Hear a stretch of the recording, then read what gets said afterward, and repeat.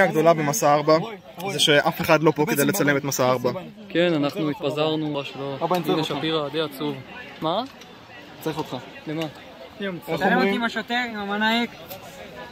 אני לא יודע מה הוא רוצה ממני.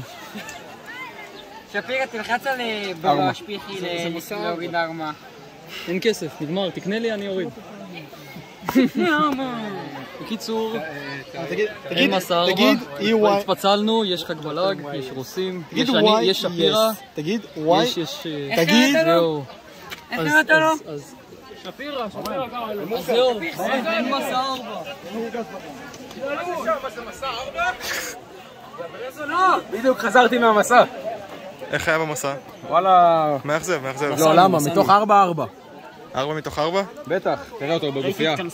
אתה יודע שזה אסור, נכון? אני יודע, עירית פדרו אמרה לי, ואז אמרתי לה סבבה, וזהו, ואז עקפתי, ואז אמרה לי עוד פעם, אתה יודע, אתה נראה יבש, יבש זה. להגיד סבבה ולעקוף. מה, איזה יבש? תראה את התחת שלי. פשוט המשכתי הלאה. בואנה, אתה סקסי היום. אני יכול לתת נשיקה לקהל בבית? הסקסי הזה. בטח.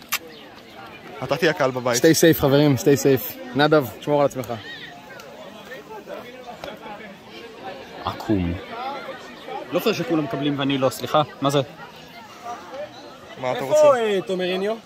מה... מה מצלם? זה המסר שלי, זה המסר שלי. אני גם הייתי באיזה? בן זונה אתה. מה זה, מה הוא עושה? מצחיק. מה הוא עושה? אני חייב לראות מה אתה עושה. למה אחי? זה לא יפה. אני אראה לך, פשוט תראה בסרטון נמרוד. מספיק איתך. אפיק. אני רציתי שהנדב בבית יתגאה בי. איפה אתה אומר?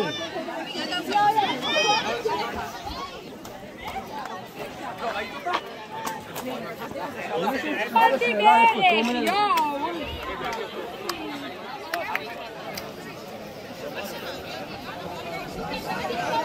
בבא יאן. מה זה יאן? וואו. למה אתה עושה את זה שוב? להביא לטרולן. או, מנלה. שלום. רגע, אני אומר, תלב.